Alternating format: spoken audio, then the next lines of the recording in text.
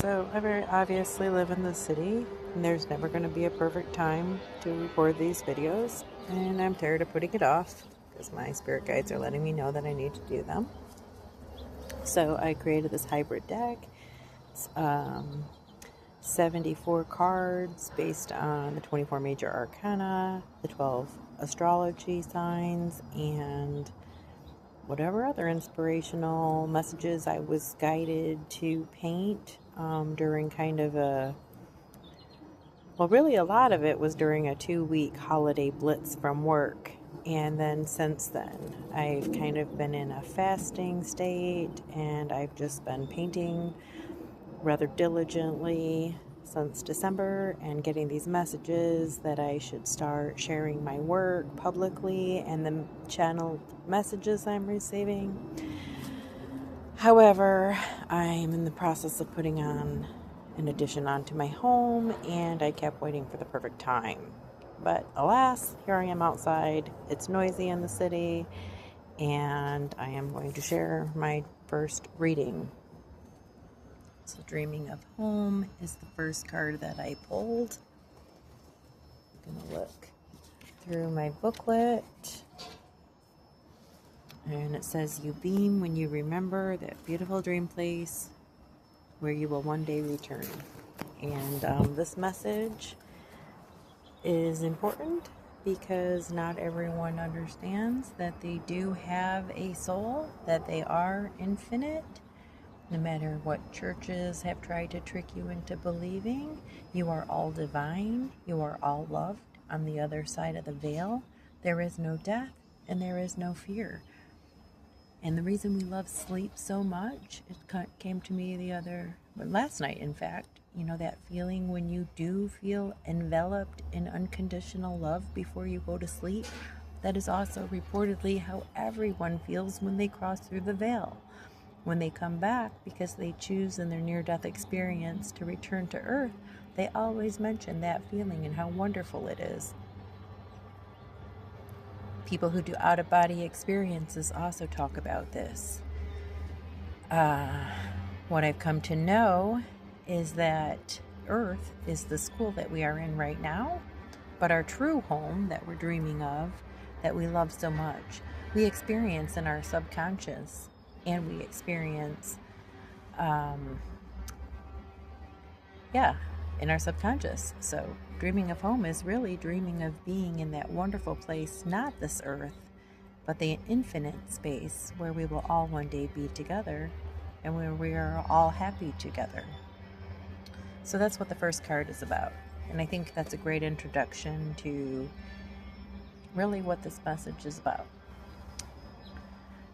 The High Priestess, which is a tarot card. Card number 2 says, "When you embody the divine within, you no longer struggle to manifest. And then we can create and rather than react." And I think the reason this is an important message, especially to my female audience, is that we have been living in a world that was manifested really not for us, but against us. And so many of us have been hurt by it. And we need to become high priestesses, embrace our inner high priestess, and realize that we can spin a little magic of our own, and we can manifest a better world. And I don't even have to look in the book to know what the message I put on the chariot was. My message that came to me while I was creating these things and listening to my soul was that willpower and a magical unicorn will help you manifest your wishes. And I really do believe that. And that kind of goes hand in hand with embracing your feminine divine. The fifth dimension is considered feminine. So all of us female persons on Earth have kind of a head start. Now it's just a matter of using willpower and pushing forward. And I'm going to think of the chariot as 2 stories I've learned recently. One was a young woman on Instagram who was complaining, discussing the tragic way humans have been treated on Epstein Island, and was told not to be dramatic, that she sounded crazy. And so she went into complete deranged, you think I'm acting fucking crazy?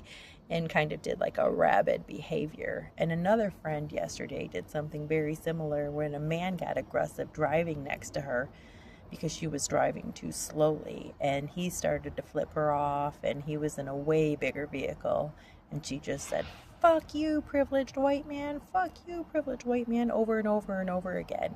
And this is the kind of willpower I think we need to have right now. We're not going to roll over and take this shit. 4 billion women potentially have been harmed by men or introduced to sex by men against their wishes for the first time, and we're not going to back down on this. Even as we're striving for peace and love and a better place, well, we're going to come to know that the only way to get it is to get to the root of the problem. Be the cactus, stillness. Let's look what I put in the booklet for this one. Probably alphabetized it under cactus, or did I? Oh, stillness. Yes, that's the big text. Okay.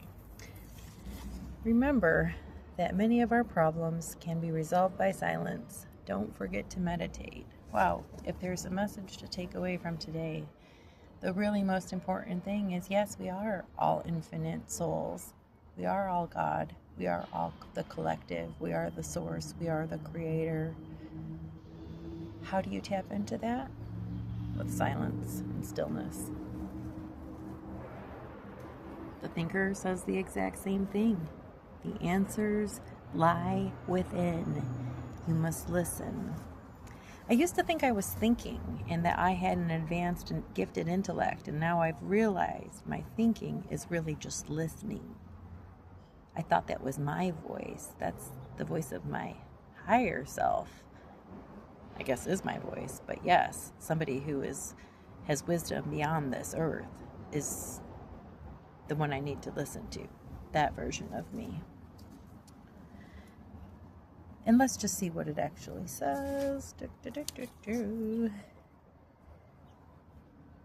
probably toward the end of the alphabet, I would presume. Yes, it is. Sometimes it's best to find answers in meditation and prayer instead of overthinking. Exactly. Just be calm and listen. Information overload reminds us, step away from the device, get out in nature. You are in information overload right now, and that applies to everyone who found this video and every other woman who doesn't need to know every gory detail to already know what we know at our core.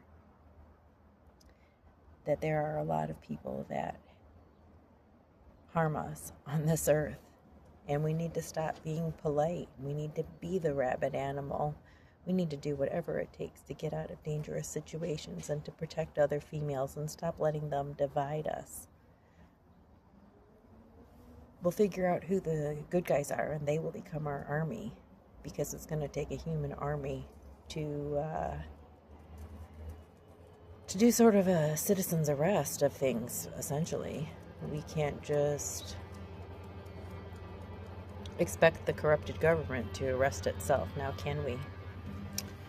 Okay, so finally, the last card that I drew today, before I got on this call and video, and realized I was going to really finally do this, not to become any type of person myself, but to put this information out there. You'll see I'm not going to put my face in this video. I'm not about becoming any sort of way. I'm just sharing information as I've been asked to share it. Lead like a Leo. This card reminds you that the best leaders lead with love and light. And if that means leading your neighbors during hard times, if that means becoming a leader in the new world, this card reminds us that real leaders use their heart. And I mean, we can sit back and see who all the real leaders are right now and who the false leaders are. And so I think that's very, very, very, very important. As we move into trying times, things may seem scary, but remembering who you are and the power that you have and the ability that you have to manifest change is all that you're going to need to get through this time. So fellow soldiers, thank you for listening to my video. I'm going to start posting more of these because I was compelled into a meditative state where I produced over 100 pieces of painted materials with different medium and then created a card deck out of it. So I'm going to use the deck to keep sharing the channeled wisdoms I have been receiving from spirit guides, angels, from deceased ones on the other side of the veil, and from, of course, other versions of myself. Because one thing I've come to know is that obviously time is a construct, so various things are happening at the same time, but there are other beings living in other dimensions that care about us very much, knowing Earth is a very wicked school. It's very dangerous for many of us, and they are looking out for us. So remember, when we experience true other beings out there, the true ones are kind and loving toward us and will make us actually feel that unconditional love feeling we feel when we're heading into a sleep. That cozy way we finally feel when we let go of all the earthly things and just succumb to our pure self, our real self. So remember, step away from your fears, know who you are, listen for more messages. If you're told you need to move from one place to another place, that probably means you should move from one place to another place. There's going to be a lot of big changes, and women hold the heart of the family. They're the protector right now. We haven't established an army of men who are the current betas to become the true alphas to help win back this world. But when we do, we'll have to be able to discern. We'll need discernment. We'll need the Virgo because we will need to be able to discern which of these people can help us and which of these people cannot. And I apologize for my movement. I've discovered a lot of different channelers also rock back and forth when they're getting different information. So as I thought I was done with information, I realized it was not done, and I'm being prompted to bring out more information. In fact, I'm going to draw another of these cards. See what message comes forward. Well, what a way to draw the Lovers. So you can see barely there's the silhouette of Lovers. That's kind of fragmented because I think what's become of the whole romantic relationship has been a little bit distorted as a way to hurt and control women. And I think we all know that. But let's take a look at what my Lovers deck says. She knows she is loved unconditionally by herself, so she can love others in return. And I actually think that is something we all need to work on, right? We all need to learn how to love ourselves, even though we've been taught that women are people that deserve to be raped and abused and other things. But we are all learning that we are wonderful, caring people. And there is a place in our sleep, in our dreams, in our infinite space, where there is a world of connected, loving souls. And it includes even the ones that are here today that are playing terrible roles, that are pretending to be awful, awful characters so that all these things can play out the way that they're going to play out. So just remember that and hold a little bit of space for even the most villainous characters. When we become inhumane, we become them. And what keeps us separate is our ability to, yes, we'll never forget. We retain all the information and we make sure justice is served, but we're not also going to be inhumane about it. We're going to teach them to become better people. Maybe it's giving them psychedelics and making them watch the Epstein files over and over in their own behaviors. But yeah, it'll be different than the way the justice system is today. Everything is going to be different in the new world. And the guides are going to keep showing us how it's going to be different. I'm not important to the story, but I will say the thing that really threw me as a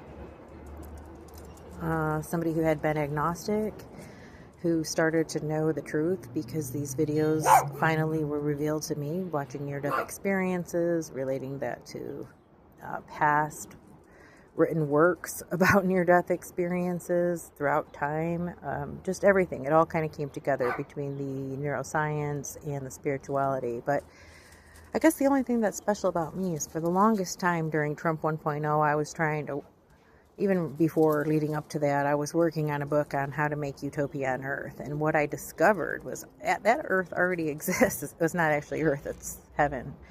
And I obviously was connected to that perfection and wanting it here. And now I hear more and more channelers channeling, and it's like the ideas have manifested themselves between the millions of conversations I had with people who were alive, who had passed. The messages seem to be manifesting, and it's like I have become a believer. I no longer need to write the book. I don't have to do anything to make it happen, because it can happen through other methods. And it's kind of wild. It's a wild ride, and it might take some time to get there. But for those of you who bared through this whole video, thank you. I appreciate you. I hope you enjoyed the message, and I hope that you will continue to listen to those voices within you and learn and grow on this journey. It's going to be a bumpy road, but the love that's going to come out of it, the love and the light that's going to grow, is going to mean so much more than the darkness. We're already seeing the worst of it. I mean, there's trillions of megabytes or whatever, terabytes of files that we haven't seen, but we're not going to watch those videos personally. That would not be healthy.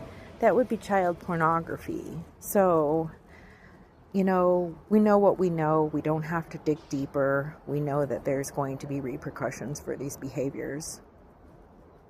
Don't make your soul suffer through more than it needs to. There's a reason we've disassociated during all of our trauma. I love you, not just the women. I love the men. You're our future army. The ones that listen to this, you're the future army, the heroes of the world. When the rightful order is restored, you may have been bullied and scared away from doing the right thing, but your day will come, your moment of glory will come. And we will work together to end this nonsense, because most of this is just a bunch of bullshit constructs that were made up to serve a few. And the rest of us united together will always win.